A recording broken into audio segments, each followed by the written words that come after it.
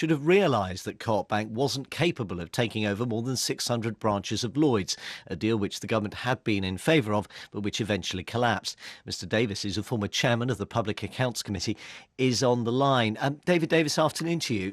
Good afternoon. Why do you think the government and the regulators should have seen these problems coming? Well, the financial, as Mr Tabor told you in a way, the financial problems of the Co-op were visible as far back as 2011. Some would say the middle of 2011, certainly by late 2011.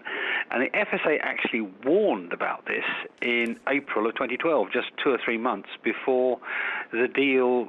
It didn't come to fruition, but certainly the bones of the deal were set. So it's been plain for a very long time. And think of what the consequences are. I mean, obviously we've had the near destruction of the foremost mutual bank in Britain. But in addition, 1.6 billion of Lloyds Bank money, much of which was taxpayers' money, was wasted on it. We've had a collapse of the government's challenger bank strategy and a failure by Lloyds to meet the EU direction to dispose of 600 branches. A pretty sizable, spectacular failure. And that should have been, most of it should have been seen coming quite a long time ago. I mean, Lord Levine, who was leading a rival bid for the Lloyds branches, says he sent a letter, although there's some debate over whether or not the important people in Lloyds saw this letter, raising doubts about the Co-op. But, I mean, most of those doubts don't appear to be the ones that are central to the criticism that's being levied now.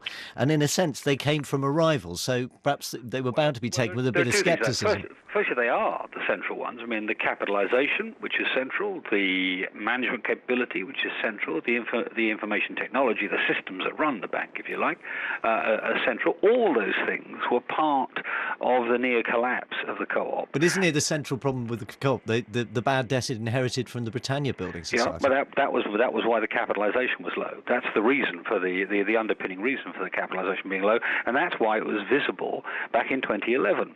And so there are questions to ask, is if the FSA could see this, and I assume if the FSA could see it, the Bank of England could see it, and UKFI could see it, and therefore the Treasury could see it, if all of those could see that back in April of last year, not April of this year, April of last year, then 2012, then why on earth was this not just allowed to go on? It appears to have been encouraged. Indeed, it was feted by government ministers the latter part of 2012.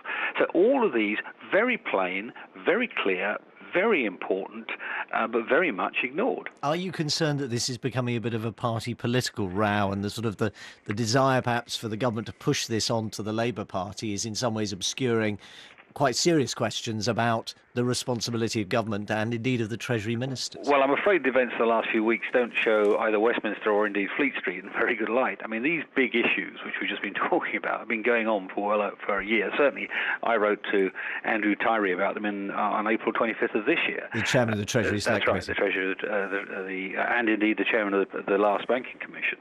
And so this has been around for a long time. It takes a rather strange Methodist Reverend chairman and his peculiar private life to sort of bring it to the front page of the newspaper. So I think that's rather sad and frivolous.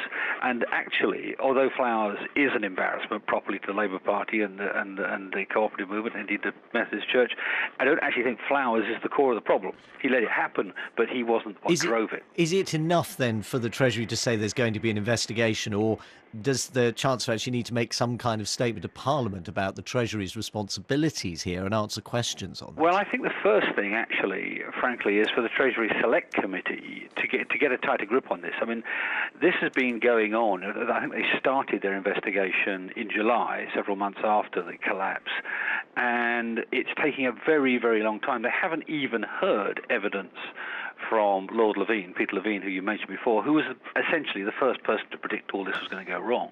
So they need to come down with a very, very firm and clear set of conclusions on this, relating to the fundamentals, and the why government, UKFI, Lloyds, pretty much everybody involved turned a blind eye to what were very serious problems. Find out why that is, and then we'll get a response from the government, I think. David Davis, thank you very much. When we did ask to speak to